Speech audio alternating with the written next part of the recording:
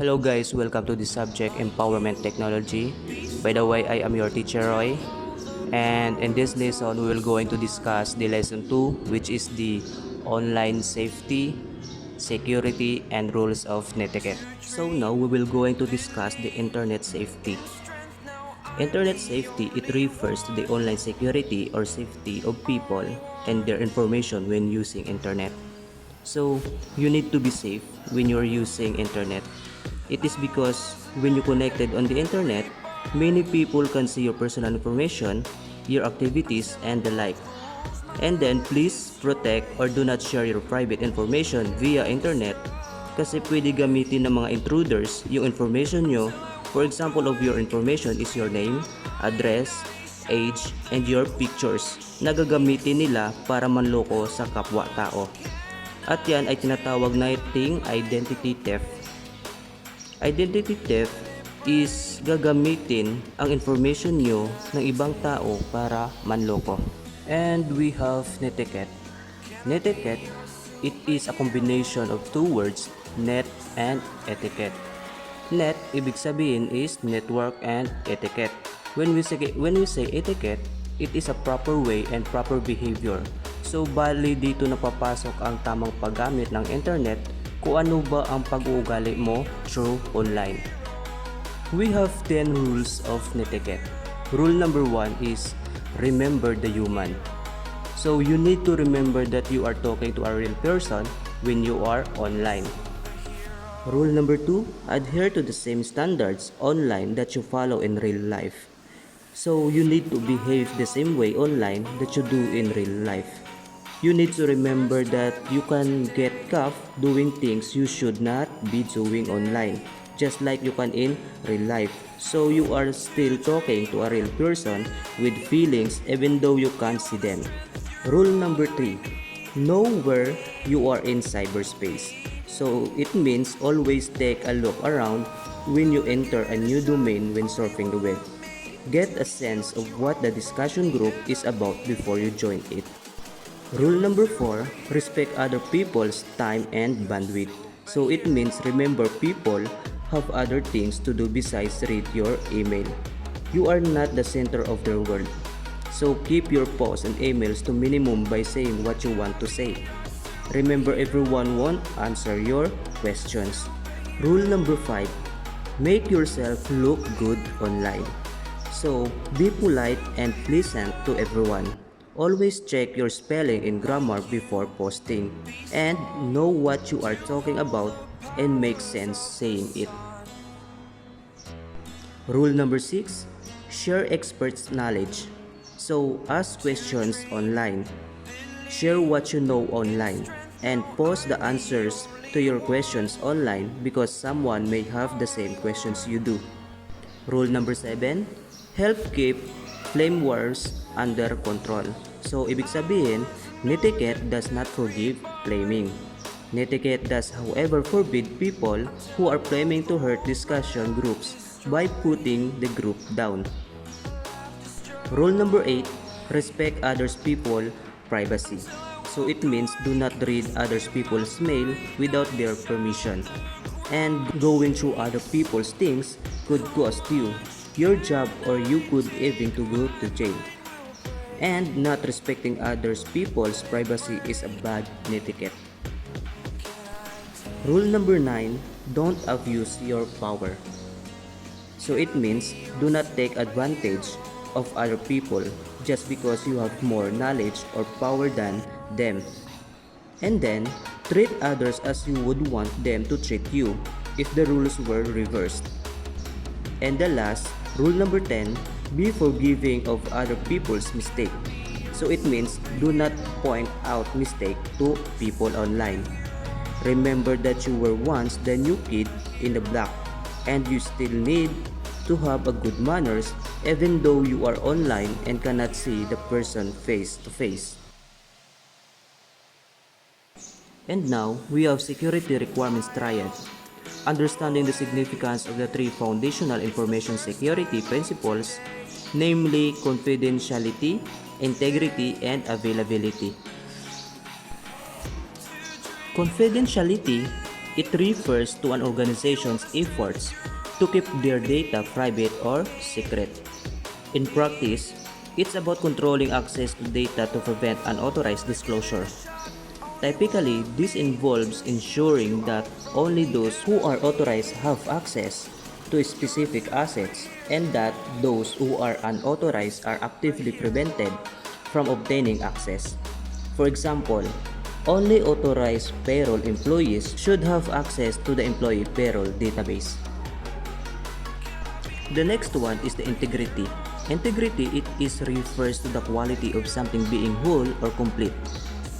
In InfoSec, integrity is about ensuring that data has not been tampered with and therefore can be trusted. It is correct, authentic, and reliable.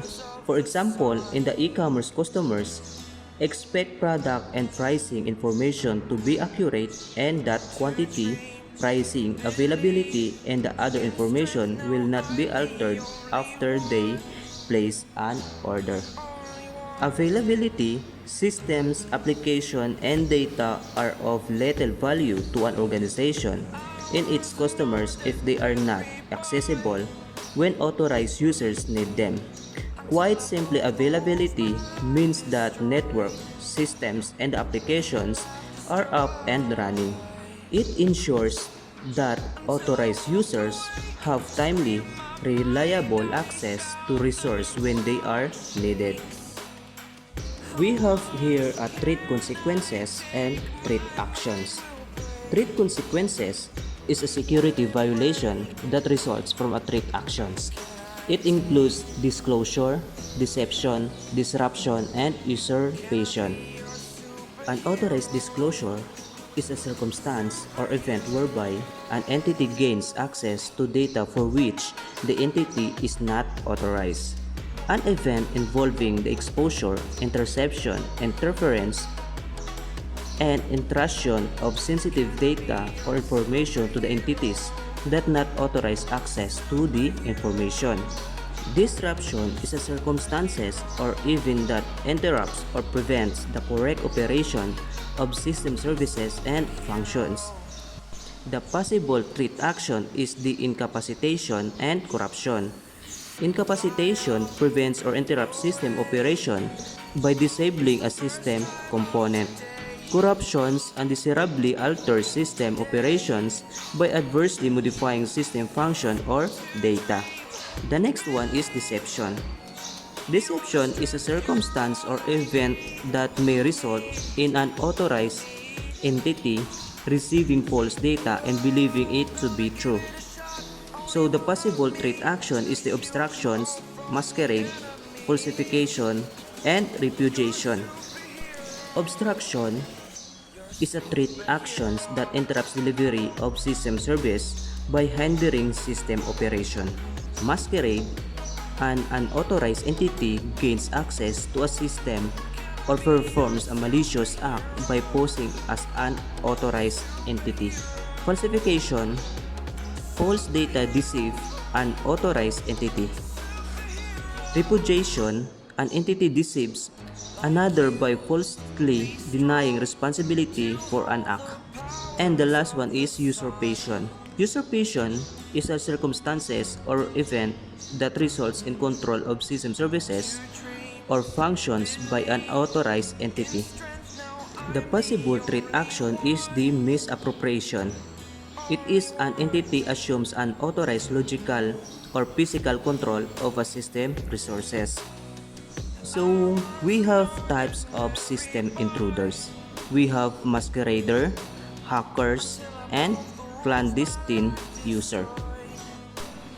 Masquerader, from the word masquerade, it means a person wearing mask or they are anonymous. But in ICT, masquerader, they are a person attempts to gain unauthorized access to or greater privilege to a system by posing as an authorized user. For example, using stolen logon IDs and passwords. Hackers, a person has a knowledge in computer programming or ICT technical skills and use their knowledge to enjoy and gain money illegally. But Not all hackers always a bad guy. There are three types of hacker: the black hat, the gray hat, and the white hat. Which is the black hat are the one unethical use of computer to hurt someone.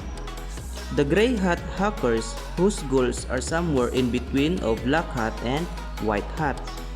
And the white hat hacker is an ethical computer security expert or programmer who works with organization or ethical hacker groups to find cybersecurity vulnerabilities in order to fix them, not take advantage of them.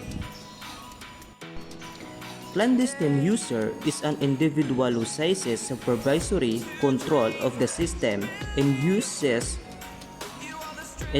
this control to evade auditing and access controls or to suppress audit collection. And then, we have parts of virus. First, infection mechanism, the trigger, and the payload. So first, infection mechanism, this is how the virus spreads or propagates.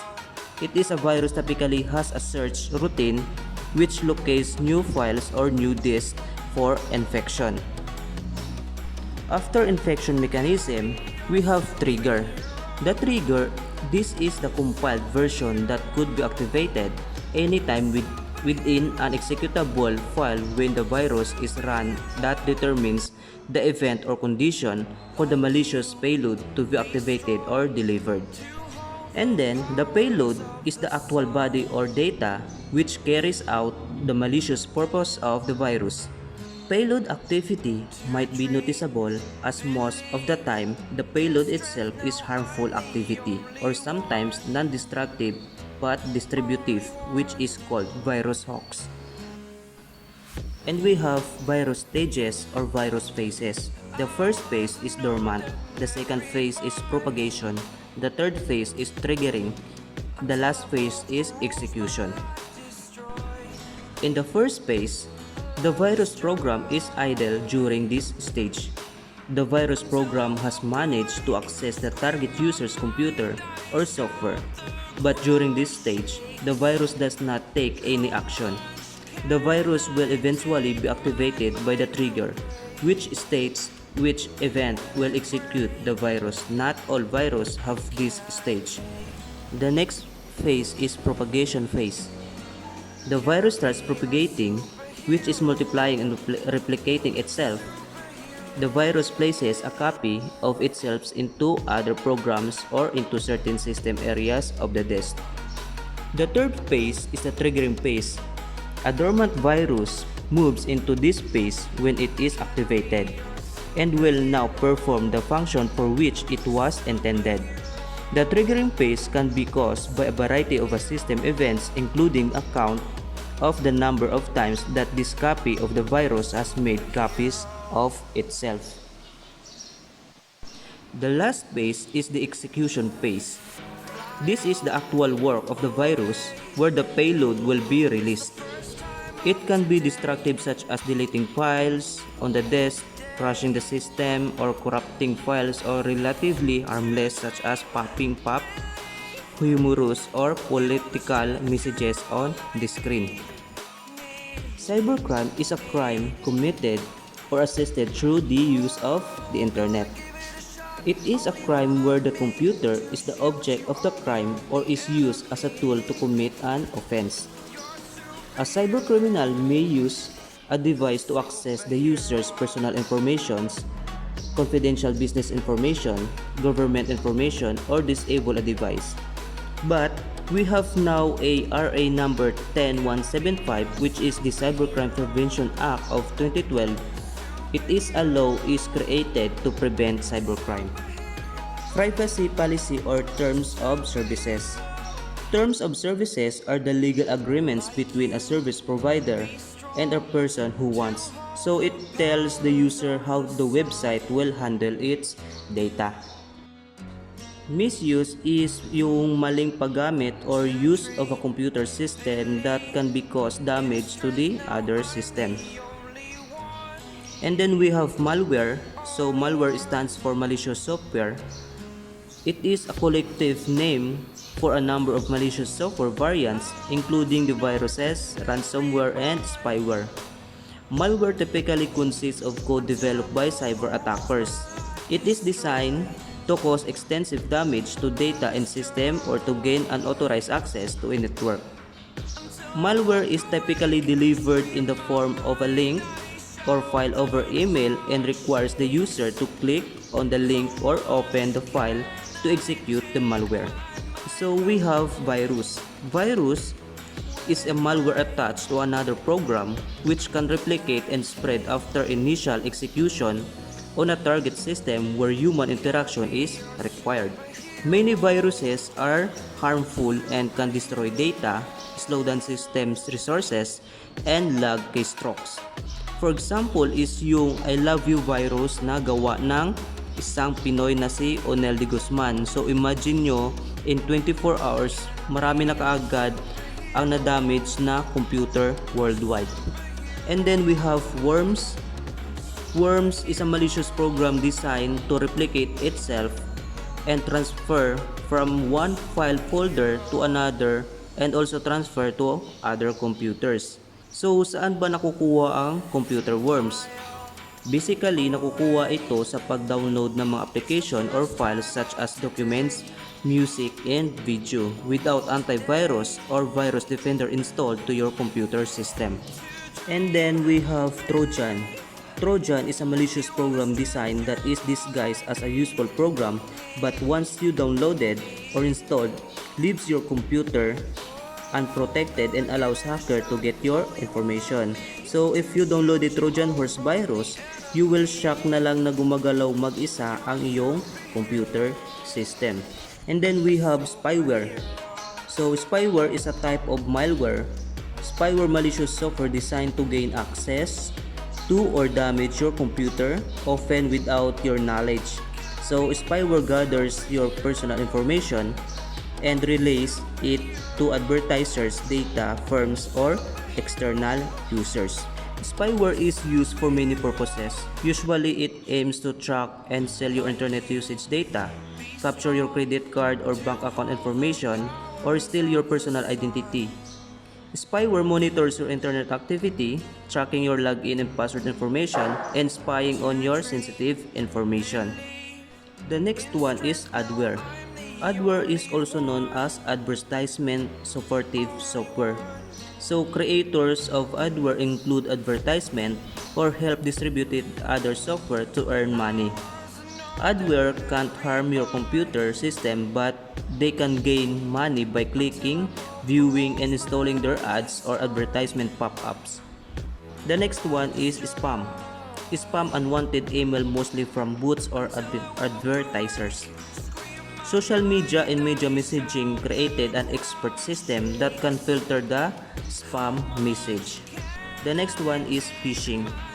Mostly ginagamit ang phishing sa pag-hack ng Facebook account by creating dummy website that has form to fill out, then send them to their victim, and the victim without his or her knowledge, they filled out the form and the hacker got their personal information. And the farming is like the same to the phishing attack, but it is more complicated because farming use DNS system exploits. That is why farming has been called phishing without the lure. Farming is a scamming practice in which malicious code is installed on a personal computer or server, misdirecting users to fraudulent websites without their knowledge or consent.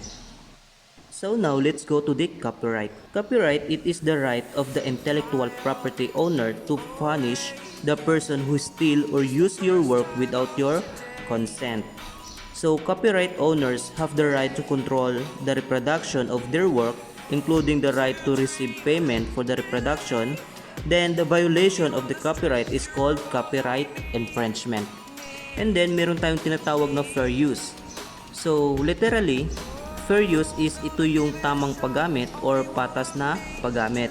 So it is the doctrine word that is allows individual to use copyright materials even without the permission, for the purpose of commentaries, criticism, parodies, research, and educational purposes.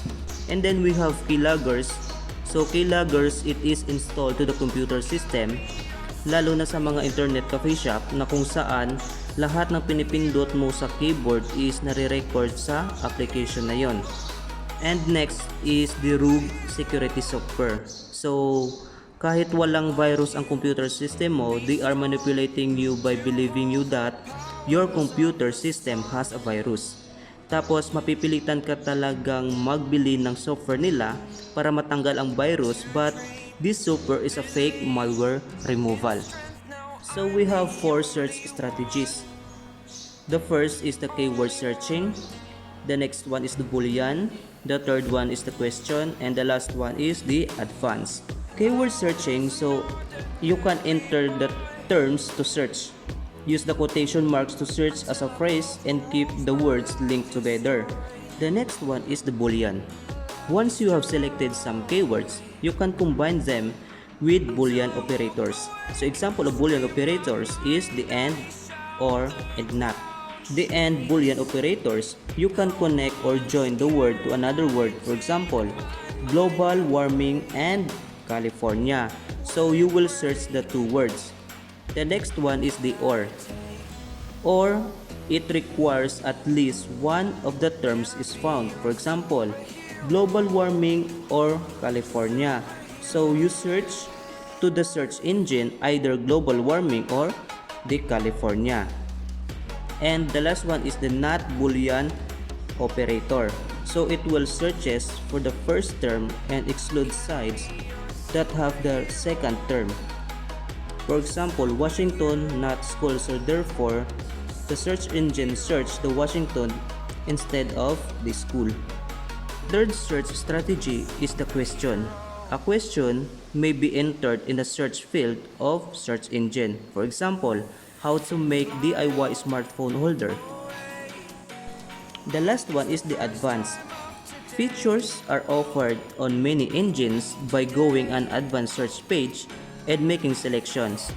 Effective in narrowing search returns to a specific topic or phrase.